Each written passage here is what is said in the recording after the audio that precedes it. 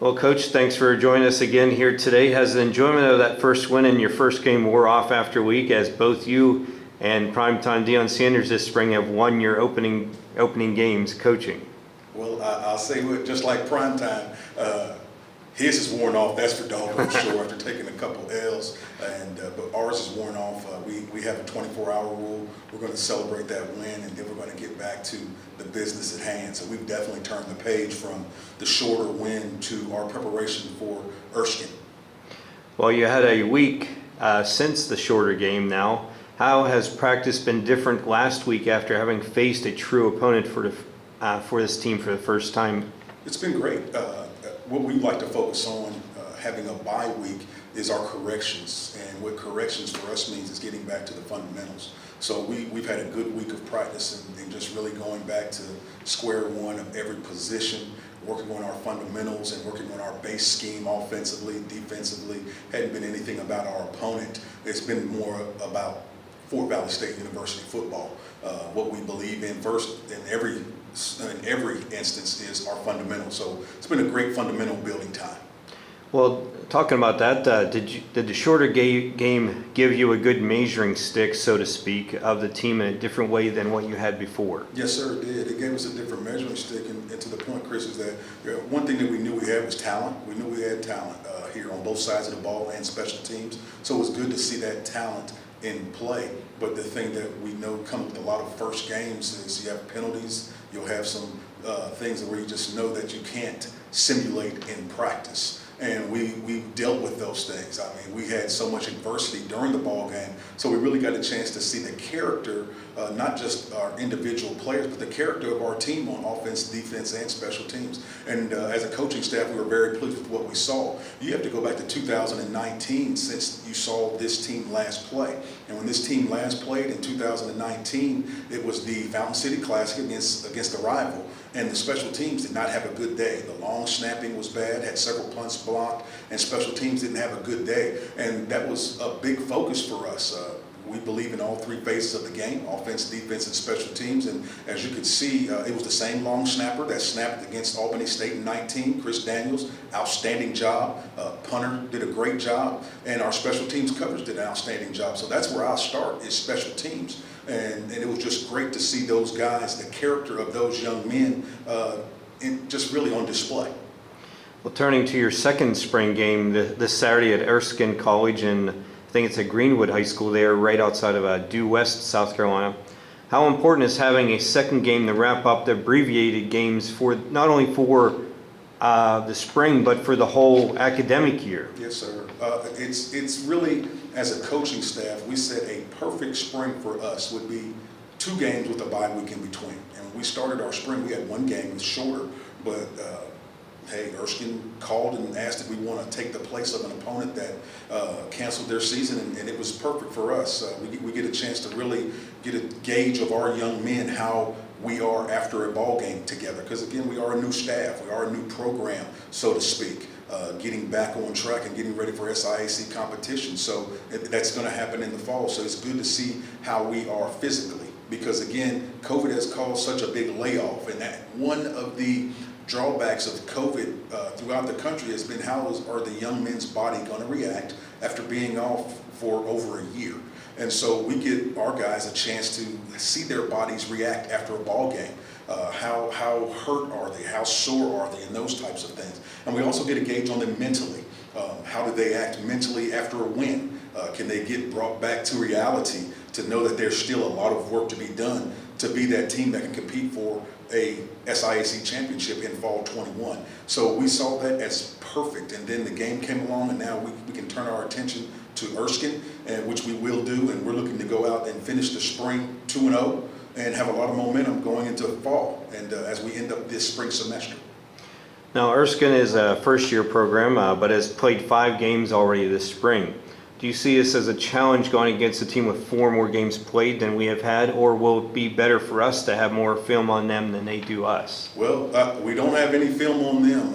Even though they have more games than us. But here's one thing that can't be lost is they're a first-year program, but they practiced all last year with their guys on campus. So it's not like they just picked up and gave out equipment a couple weeks ago. They've been practicing for a year.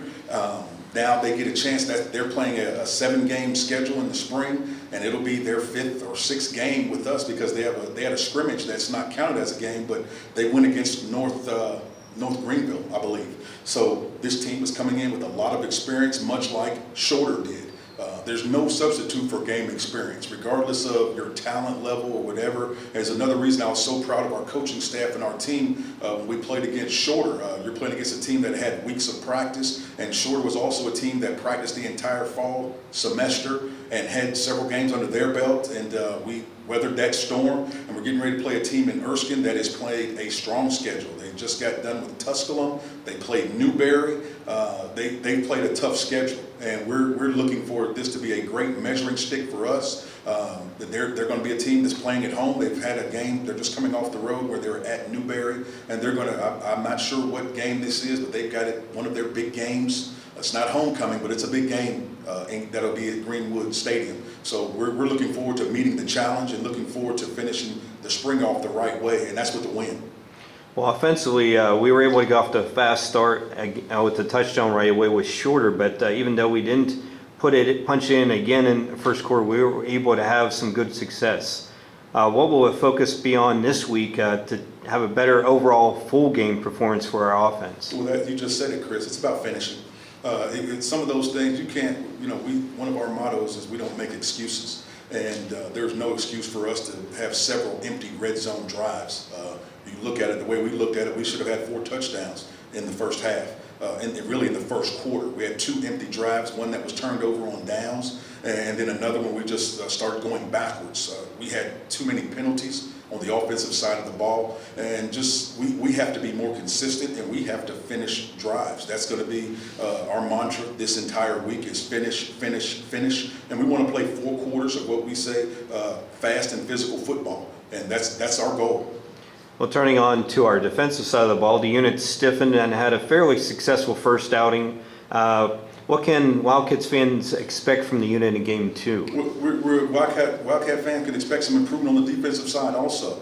We definitely stiffened as the game went on, but defensively we also had too many penalties. We had some blown assignments, some lack of communication. They say most of the time, Chris, in a season, some of your biggest gains as a team are from week 1 to week 2. And we're looking for that to take place. We're looking for this to be a game where we can see big improvements from what we did in week 1 to week 2. And defensively, I think that they're going to have a great focus this week. We're going to be fast to the football. We're going to pursue it well. This team, Erskine, they play, from what I've been told, play with a lot of tempo. They're a spread team, have some good athletes on the outside. It's going to be a tremendous challenge for us. But our defense, they pride themselves on being called the Blue Death defense, which was a standout defense here years ago at Fort Valley State University. So to want to take up that nickname, well, you have to play defense at a high level, and they know what the crown that they're wearing. And so we look for a great performance out of our defense on Saturday at Greenwood High School. Well, lastly, Coach, about 300 Wildcats fans will be able to be in attendance on Saturday. If you could write the script here for this Erskine game, how would it go? I'd like to write the script as first off a safe travel for the fans and for the team, and then just to play 4 quarters of fast and physical football. We want to put 4 good quarters together.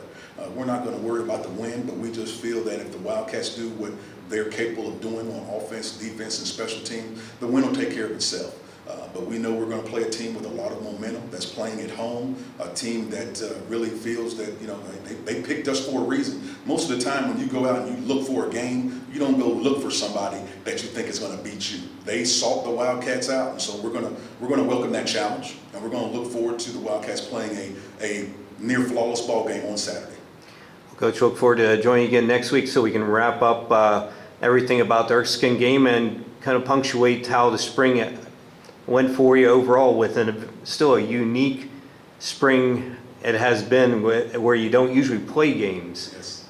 Well, we're looking forward to it, Chris, and we'll look forward to the wrap-up show and wrapping up academically for the Wildcats and then heading into the summer, which will lead us to the fall season. Looking forward to it. And go Wildcats.